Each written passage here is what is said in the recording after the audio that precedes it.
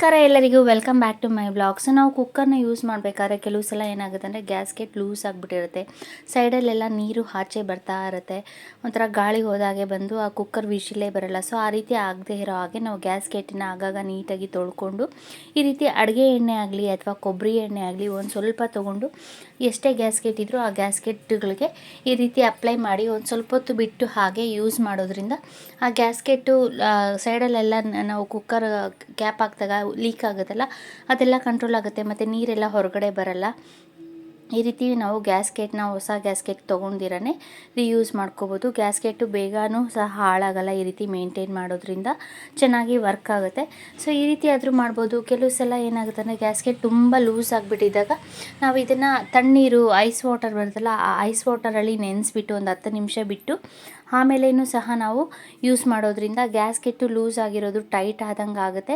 ಇಲ್ಲಾಂದರೆ ಈ ರೀತಿ ನೀವು ಫ್ರಿಜ್ಜದು ಫ್ರೀಸರ್ ಇರುತ್ತಲ್ಲ ಆ ಫ್ರೀಸರಲ್ಲಿ ಒಂದು 5 ರಿಂದ 10 ನಿಮಿಷ ಬಿಟ್ಬಿಟ್ಟು ಆಮೇಲೆ ತೆಗೆದು ಯೂಸ್ ಮಾಡೋದ್ರಿಂದ ಗ್ಯಾಸ್ಕೆಟ್ಟು ಚೆನ್ನಾಗಿ ವರ್ಕ್ ಆಗುತ್ತೆ. ನೀರು ನಾವು ಕುಕ್ಕರ್ ಕ್ಯಾಪ್ ಹಾಕಿದಾಗ ಲೀಕ್ ಆಗಲ್ಲ. ಈ ರೀತಿ ನಾವು ಮಾಡೋದ್ರಿಂದ ಗ್ಯಾಸ್ಕೆಟ್ ತುಂಬ ವರ್ಷ ಬಾಳಿಕೆ ಬರುತ್ತೆ ಮತ್ತು ಗ್ಯಾಸ್ಕೆಟ್ಟು ಹಾಳಾಗಲ್ಲ. ನಾವು ಹೊಸ ಗ್ಯಾಸ್ಕೆಟ್ ತೊಗೊಳ್ಳೋ ಅವಶ್ಯಕತೆನೇ ಇರಲ್ಲ. ನೆಕ್ಸ್ಟ್ ಟಿಪ್ ಬಂದು ನಾವಿಲ್ಲಿ ಆ ಬಾಳೆಹಣ್ಣು ತೊಗೊಂಡಿದ್ದೀನಿ. ಬಾಳೆಹಣ್ಣು ತುಂಬ ಹಣ್ಣಾಗ್ಬಿಟ್ರೆ ಏನು ಮಾಡ್ತೀವಿ ಅಂದರೆ ಅದನ್ನ ತಿನ್ನೋಕ್ಕಾಗಲ್ಲ, ಒಂಥರ ಟೇಸ್ಟೇ ಚೇಂಜ್ ಆಗಿಬಿಟ್ಟಿರುತ್ತೆ. ಸೊ ಆ ಥರ ಬಾಳೆಹಣ್ಣು ಇದ್ದಾಗ ಆ ಬಾಳೆಹಣ್ಣನ್ನ ತೊಗೊಂಡು ಈ ರೀತಿ ಚೆನ್ನಾಗಿ ಸ್ಮ್ಯಾಶ್ ಮಾಡ್ಕೊಳ್ಳಿ. ನಾನಿಲ್ಲಿ ಒಂದು ಸ್ವಲ್ಪ ಬಾಳೆಹಣ್ಣು ತೊಗೊಂಡಿದ್ದೀನಿ. ಬಾಳೆಹಣ್ಣನ್ನು ನುಣ್ಣಕ್ಕೆ ಸ್ಮ್ಯಾಶ್ ಮಾಡ್ಕೊಳ್ಳಿ. ಅದು ಒಂಚೂರು ನಮಗೆ ಗಂಟು ಥರ ಇರಬಾರ್ದು. ಆ ರೀತಿ ಸ್ಮ್ಯಾಶ್ ಮಾಡಿಕೊಂಡು ನಾವು ಇದಕ್ಕೆ ಒಂದು ಸ್ವಲ್ಪ ಅರಿಶಿನ ಪುಡಿ, ನಾರ್ಮಲ್ ಅರಿಶಿನ ಪುಡಿ ಆದರೂ ಪರವಾಗಿಲ್ಲ, ಕಸ್ತೂರಿ ಅರಿಶಿನ ಇದ್ದರೆ ಕಸ್ತೂರಿ ಅರಿಶಿನ ಪುಡಿ ಒಂದು ಸ್ವಲ್ಪ, ಒಂದು 1/4 ಟೀ ಸ್ಪೂನ್ ಆಗಲಿ ಅಥವಾ ಒಂದು ಚಿಟಿಕೆ ಹಾಕ್ಕೊಂಡು ಸಾಕು. ಹಾಕ್ಕೊಂಡು ನಾವು ಇದ್ರ ಜೊತೆಗೆ ನಾನಿಲ್ಲಿ ಹಸಿ ಹಾಲಿದ್ರೆ ಹಸಿ ಹಾಲನ್ನು ಹಾಕ್ಕೊಂಡ್ರೆ ಒಳ್ಳೆಯದು. ನಾವು ಇದಕ್ಕೆ ಕಾಯಿಸಿರೋ ಹಾಲು ಹಾಕ್ಕೊಳೋದಕ್ಕಿಂತ ಹಸಿ ಹಾಲು ಹಾಕ್ಕೊಂಡ್ರೆ ಒಳ್ಳೆಯದು. ಹಸಿ ಹಾಲನ್ನು ಹಾಕ್ಕೊಂಡಾದ್ಮೇಲೆ ಇದನ್ನು 3 ಇಂಗ್ರೀಡಿಯೆಂಟ್ಸ್ ನಾವು ಚೆನ್ನಾಗಿ ಮಿಕ್ಸ್ ಮಾಡ್ಕೋಬೇಕು. ಇದನ್ನು ಪೇಸ್ಟ್ ಥರ ಕ್ರೀಮಿ ಟೆಕ್ಸ್ಚರ್ ಬರೋ ಹಾಗೆ ನಾವು ಸ್ಪೂನಲ್ಲಿ ಅಥವಾ ಕೈಯಲ್ಲಿ ಈ ರೀತಿ ಮಿಕ್ಸ್ ಮಾಡಿಕೊಂಡು ಚೆನ್ನಾಗಿ ಪೇಸ್ಟ್ ಥರ ಮಾಡಿಕೊಂಡು ಇದನ್ನು ಫೇಸ್ಗೆ ಅಪ್ಲೈ ಮಾಡೋದ್ರಿಂದ ಫೇಸಲ್ಲಿ ಗ್ಲೋ ಬರುತ್ತೆ ಮತ್ತು ಆ ಬ್ಲ್ಯಾಕ್ ಮಾರ್ಕ್ ಆಗೋದು ಕಂಟ್ರೋಲ್ ಆಗುತ್ತೆ. ಮತ್ತು ಸ್ಕಿನ್ನು ಇವಾಗ ತುಂಬ ಡ್ರೈ ಆಗ್ತಾ ಇರುತ್ತಲ್ಲ, ಬನಾನಾ ಅಪ್ಲೈ ಮಾಡೋದ್ರಿಂದ ಸ್ಕಿನ್ನು ಸಾಫ್ಟಾಗಿ ಗ್ಲೋ ಆಗಿ ಅಂದರೆ ಡ್ರೈ ಆಗೋದು ಕಂಟ್ರೋಲ್ ಆಗುತ್ತೆ. ಈ ರೀತಿ ನಾವು ಆಗಾಗ ಮಾಡ್ಕೊಳ್ಳೋದ್ರಿಂದ ಪಾರ್ಲರ್ಗೆ ಹೋಗೋ ಅವಶ್ಯಕತೆನೇ ಇರಲ್ಲ. ಮನೆಯಲ್ಲಿ ನಾವು ಬನಾನಾ ಫೇಶಿಯಲ್ ಮಾಡ್ಕೊಂಡಾಗೆ ಮಾಡ್ಕೋಬೋದು. ತುಂಬ ಚೆನ್ನಾಗಿ ವರ್ಕ್ ಆಗುತ್ತೆ. ಇದನ್ನು ಈ ರೀತಿ ನಾವು ಅಪ್ಲೈ ಮಾಡಿಕೊಂಡು ಒಂದು 5 ನಿಮಿಷ ಮಸಾಜ್ ಮಾಡಿಕೊಂಡು ನಾವು ಒಂದು 5 ರಿಂದ 10 ನಿಮಿಷ ಡ್ರೈ ಆಗೋವರೆಗೂ ಬಿಟ್ಟು ಫೇಸ್ ವಾಶ್ ಮಾಡೋದ್ರಿಂದ ಫೇಸ್ ಗ್ಲೋ ಬರುತ್ತೆ ಮತ್ತು ವ್ರಿಂಕಲ್ಸು ಸಹ ಕಂಟ್ರೋಲ್ ಆಗುತ್ತೆ. ಈ ರೀತಿ ಮಾಡೋದ್ರಿಂದ ನಮಗೆ ಬೇಗ ಏಜ್ ಆಗ್ತಾ ವ್ರಿಂಕಲ್ಸ್ ಎಲ್ಲ ಸ್ಟಾರ್ಟ್ ಆಗಿಬಿಡುತ್ತೆ, ಅದನ್ನು ಸಹ ಕಂಟ್ರೋಲ್ ಮಾಡ್ಕೋಬೋದು. ಸ್ಕಿನ್ನು ಬೇಗ ಡ್ರೈ ಆಗಲ್ಲ, ಫೇಸ್ ಗ್ಲೋ ಬರುತ್ತೆ ಮತ್ತು ಸಾಫ್ಟಾಗಿರುತ್ತೆ ಮತ್ತು ಮಾಯ್ಶ್ಚರೈಸರ್ ಥರ ವರ್ಕ್ ಆಗುತ್ತೆ ನಮಗೆ ಸ್ಕಿನ್ ಸಾಫ್ಟಾಗಿ ಇರೋದ್ರಿಂದ. ಸೊ ಈ ರೀತಿ ನೀವು ಟ್ರೈ ಮಾಡಿ ನೋಡಿ, ತುಂಬ ಚೆನ್ನಾಗಿ ವರ್ಕ್ ಆಗುತ್ತೆ. ನಾವು ಪಾರ್ಲರ್ಗೆ ಹೋಗೋ ಅವಶ್ಯಕತೆನೇ ಇರಲ್ಲ. ಈ ರೀತಿ ಮನೇಲಿರೋ ಇಂಗ್ರೀಡಿಯೆಂಟ್ಸೇ ಯೂಸ್ ಮಾಡಿಕೊಂಡು ನಾವು ಬನಾನಾ ಫೇಶಿಯಲ್ ಮಾಡ್ಕೋಬೋದು. ಸೊ ನಾನಿಲ್ಲಿ ಒಂದು 5 ರಿಂದ 10 ನಿಮಿಷ ಈ ರೀತಿ ಹ್ಯಾಂಡ್ಗೆ ಅಪ್ಲೈ ಮಾಡಿ ಬಿಟ್ಟು ಆಮೇಲೆ ವಾಶ್ ಮಾಡಿ ತೋರಿಸ್ತೀನಿ. ಇದೇ ರೀತಿ ನಾವು ಫೇಸ್ಗೂ ಸಹ ಅಪ್ಲೈ ಮಾಡಿಕೊಂಡು ನಾವು ಫೇಶಿಯಲ್ ಮಾಡ್ಕೋಬೋದು ಮನೆಯಲ್ಲೇ ಫೇಸ್ ಪ್ಯಾಕ್ ರೆಡಿ ಮಾಡಿಕೊಂಡು. ಸೊ ನೆಕ್ಸ್ಟ್ ಟಿಪ್ ಬಂದು ನಾನಿಲ್ಲಿ ಬೆಳ್ಳುಳ್ಳಿ ತೊಗೊಂಡಿದ್ದೀನಿ. ನಾವು ಬೆಳ್ಳುಳ್ಳಿನ ಡೈಲಿ 1 ಎಸಳು ಅಥವಾ ಒಂದು 2 ಎಸಳನ್ನ ಹಾಲೊಟ್ಟೆನಲ್ಲಿ ಚೆನ್ನಾಗಿ ಅಗದ್ಬಿಟ್ಟು ಚೆನ್ನಾಗಿ ನೀರು ಕುಡಿಯೋದ್ರಿಂದ ನಮಗೆ ವೆಯ್ಟ್ ಲಾಸ್ಗೆ ಹೆಲ್ಪ್ ಆಗುತ್ತೆ ಮತ್ತು ಗ್ಯಾಸ್ಟಿಕ್ಕು ಸಹ ಕಂಟ್ರೋಲ್ ಆಗುತ್ತೆ, ಡೈಜೆಷನ್ ತುಂಬ ಚೆನ್ನಾಗಾಗುತ್ತೆ. ನಾವು ಬೆಳ್ಳುಳ್ಳಿನ ಬೆಳಗ್ಗೆ ಹೊತ್ತು ಹಾಲೊಟ್ಟೆನಲ್ಲಿ ತಿನ್ನುವಾಗ ಏನಾಗುತ್ತೆ ಅಂದರೆ ಅದು ಚೆನ್ನಾಗಿ ಒಂಥರ ಎದೆ ಉರಿ ಸ್ಟಾರ್ಟ್ ಆಗಿಬಿಡುತ್ತೆ ಗ್ಯಾಸ್ಟಿಕ್ ಇರೋರ್ಗಾದರೆ.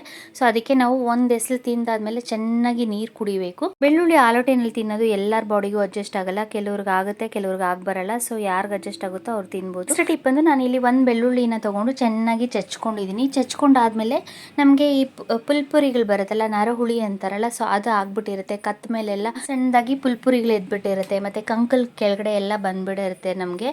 ಸೊ ಅದು ನಾವು ಸೆಕೆ ಆಗ್ತಾ ನಮಗೆ ಇಚ್ಚಿಂಗ್ ಆಗ್ತಾ ಇರುತ್ತೆ. ಅದ್ರ ಬದಲು ನಾವು ಈ ರೀತಿ ಮನೆಯಲ್ಲಿ ಒಂದು ಸ್ವಲ್ಪ ಬೆಳ್ಳುಳ್ಳಿ ಇರುತ್ತಲ್ಲ, 1 ಎಸಳು ಬೆಳ್ಳುಳ್ಳಿನ ಈ ರೀತಿ ಚೆನ್ನಾಗಿ ಚಚ್ಬಿಟ್ಟು ಅದ್ರ ರಸ ಬಿಡುತ್ತೆ. ಸೊ ಅದನ್ನು ತೊಗೊಂಡೋಗಿ ನಾವು ಬೆಳ್ಳುಳ್ಳಿ ಪೇಸ್ಟನ್ನ ಈ ರೀತಿ ನಾವು ಆ ನರಹುಳಿ ಅಥವಾ ಪುಲ್ಪುರಿ ಮೇಲೆ ಈ ರೀತಿ ನಾವು ಮಾಡ್ಕೋತಾ ಇದ್ದರೆ 1 ವಾರ ಅಥವಾ ಅವಾಗವಾಗ ಮಾಡ್ಕೋತಾ ಇದ್ದರೆ ಅದೇನಾಗುತ್ತೆ ಅಂದರೆ ಆ ಸ್ವಲ್ಪ ಹೊತ್ತು ಹಚ್ಕೊಂಡಾದ್ಮೇಲೆ ನಾವು ಆ ರಸಕ್ಕೆ ಉರಿಯುತ್ತೆ ನಮಗೆ ಪುಲ್ಪುರಿ ಸ್ವಲ್ಪ ಹೊತ್ತು, ಆಮೇಲೆ ಸರಿ ಹೋಗುತ್ತೆ. ಈ ರೀತಿ ನಾವು ಅವಾಗವಾಗ ಮಾಡ್ಕೊಳ್ಳೋದ್ರಿಂದ ಆ ನರಹುಳಿ ಅಥವಾ ಪುಲ್ಪುರಿ ತಾನೇ ಉದುರೋಗುತ್ತೆ. ಸೊ ಈ ಟಿಪ್ಸು ಎಲ್ಲರಿಗೂ ಯೂಸ್ಫುಲ್ ಆಗ್ಬೋದು ಅಂದ್ಕೊಂಡಿದ್ದೀನಿ ಫ್ರೆಂಡ್ಸ್, ನೀವು ಟ್ರೈ ಮಾಡಿ ನೋಡಿ. ಈ ಟಿಪ್ ಅಂದರೆ ನಾನಿಲ್ಲಿ ಹುಣಸೆ ಹಣ್ಣು ತೊಗೊಂಡಿದ್ದೀನಿ. ನಾನಿಲ್ಲಿ ಸ್ಟವ್ ಹಚ್ಚಿ ತವಾನ ಬಿಸಿ ಆಗಕ್ಕೆ ಇಟ್ಟೀನಿ. ತವಾ ಅಥವಾ ಹೆಂಚನ್ನ ಅಥವಾ ಬಾಣಲೆ ಆದರೂ ಇಟ್ಕೋಬೋದು. ಇಟ್ಕೋಬೋದು. ಅದು ಬಿಸಿ ಆದಮೇಲೆ ನಾವು ಈ ರೀತಿ ಹುಣಸೆ ಹಣ್ಣನ್ನು ನೆನೆಸಿ ನಾವು ಸಾಂಬಾರಿಗೆ ಯೂಸ್ ಮಾಡ್ತಾ ಇರ್ತೀವಿ. ಕೆಲವು ಸಲ ನಾವು ಮರ್ತೋಗ್ಬಿಟ್ಟಿರ್ತೀವಿ ಹುಣಸೆ ಹಣ್ಣು ಹಾಕೋದು. ನಾವು ಈ ರೀತಿ ಮಾಡಿಟ್ಕೊಂಡ್ರೆ ಹುಣಸೆ ಹಣ್ಣನ್ನು ನೆನೆಸಿಡೋದು ಬೇಡ, ಏನು ಬೇಡ, ಹಾಗೆ ಹಾಕ್ಕೊಂಡು ಸಾಂಬಾರಿಗಾಗಲಿ ಅಥವಾ ಗೊಜ್ಜುಗಳಿಗಾಗಲಿ ನಾವು ಹಾಗೇ ಯೂಸ್ ಮಾಡ್ಬೋದು ಹುಣಸೆ ಹಣ್ಣನ್ನು. ಸೊ ನಾನಿಲ್ಲಿ ತವ ಚೆನ್ನಾಗಿ ಬಿಸಿ ಆದಮೇಲೆ ಈ ರೀತಿ ಹುಣಸೆ ಹಣ್ಣನ್ನು ಸ್ವಲ್ಪ ಹೊತ್ತು ಮೀಡಿಯಮ್ ಉರಿನಲ್ಲಿ ಇಟ್ಕೊಂಡು ಹುಣಸೆ ಹಣ್ಣು ಅದು ಫುಲ್ ಡ್ರೈ ಆಗಬೇಕು, ಆ ರೀತಿ ಹುರ್ಕೋಬೇಕು. ಸೀಸಬಾರ್ದು, ನಾವು ಇರೋದನ್ನು ಕಪ್ಪಗೆ ಆಗೋ ಹಾಗೆ ಮಾಡ್ಕೋಬಾರ್ದು. ಸ್ವಲ್ಪ ಹೊತ್ತು ಈ ರೀತಿ ನಾವು ಚೆನ್ನಾಗಿ ಮೀಡಿಯಮ್ ಉರಿ ಅಥವಾ ಸಿಮ್ಮಲ್ಲಿ ಇಟ್ಕೊಂಡು ಬಿಸಿ ಮಾಡಿಕೊಂಡ್ರೆ ಅದು ಹುಣಸೆ ಹಣ್ಣು ಫುಲ್ಲು ಡ್ರೈ ಆಗ್ತಾ ಬರುತ್ತೆ. ಮೆತ್ತಕ್ಕಿರೋದೆಲ್ಲ ಡ್ರೈ ಆಗುತ್ತೆ. ಆಗ ನಾವು ಹುಣಸೆ ಹಣ್ಣನ್ನು ಪುಡಿ ಮಾಡಿ ಬಾಟ್ಲಲ್ಲಿ ಹಾಕಿ ಸ್ಟೋರ್ ಮಾಡಿ ಇಟ್ಕೋಬೋದು. ಸ್ಟೋರ್ ಮಾಡಿ ಇಟ್ಕೊಂಡು ಜೊತೆಗೆ ನಾವು ಬೇಕಾದ್ರೆ ಒಂದು ಸ್ವಲ್ಪ ಕಲ್ಲುಪ್ಪನ್ನು ಸಹ ಹಾಕ್ಕೊಂಡು ಪುಡಿ ಮಾಡ್ಕೋಬೋದು.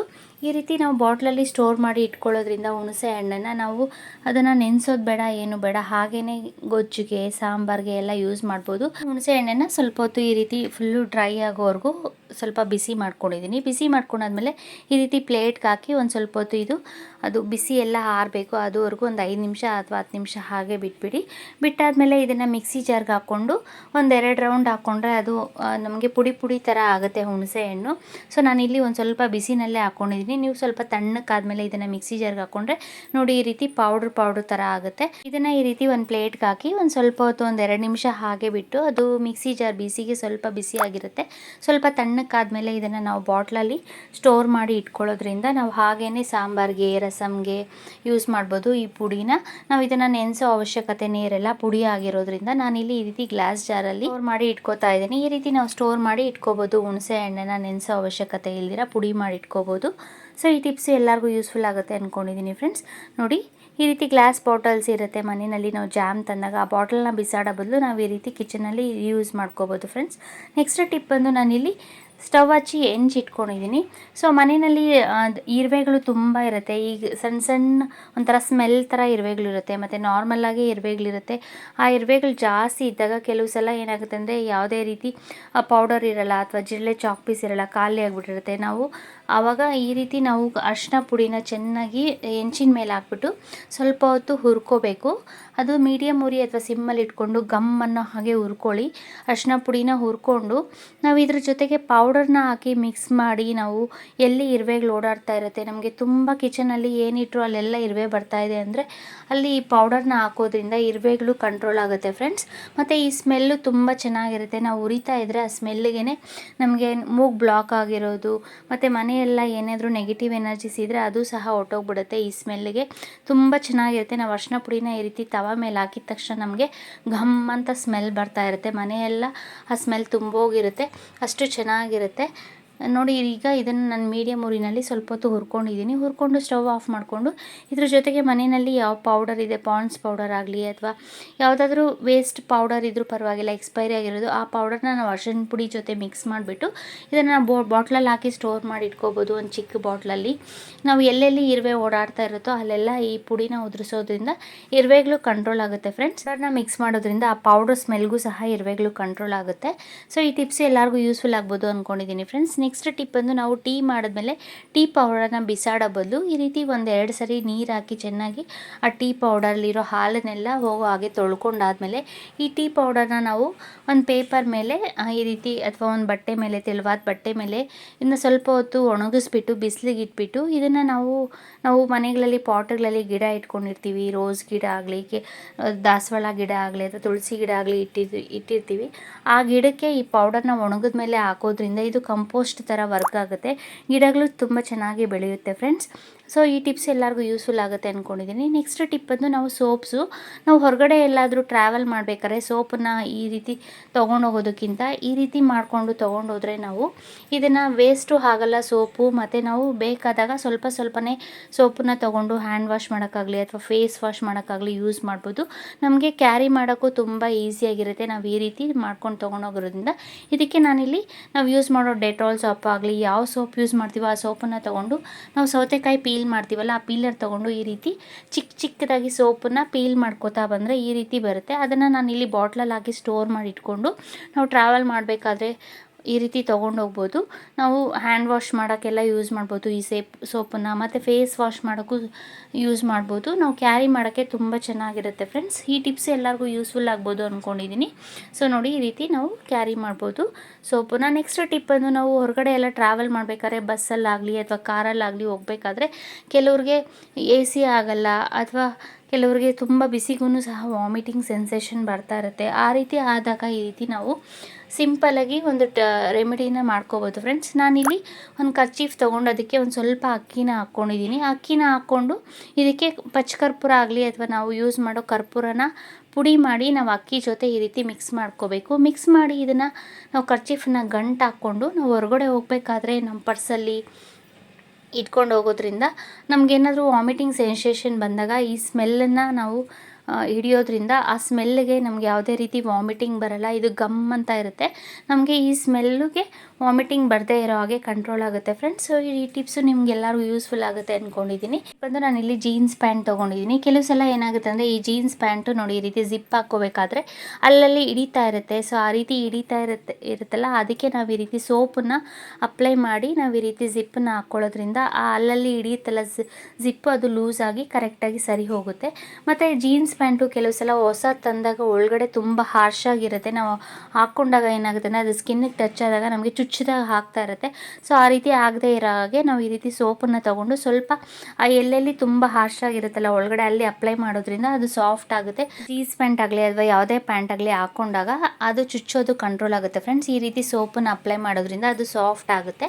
ಈ ಟಿಪ್ಸು ನಿಮ್ಗೆಲ್ಲರಿಗೂ ಯೂಸ್ಫುಲ್ ಆಗುತ್ತೆ ಅಂದ್ಕೊಂಡಿದ್ದೀನಿ ಫ್ರೆಂಡ್ಸ್. ಸೊ ನಾನು ಮಾಡೋ ವೀಡಿಯೋಸ್ ನಿಮ್ಗೆ ಇಷ್ಟ ಆದರೆ ಲೈಕ್ ಮಾಡಿ, ಶೇರ್ ಮಾಡಿ ಮತ್ತು ಸಬ್ಸ್ಕ್ರೈಬ್ ಮಾಡಿ. Thank you. Thanks for watching.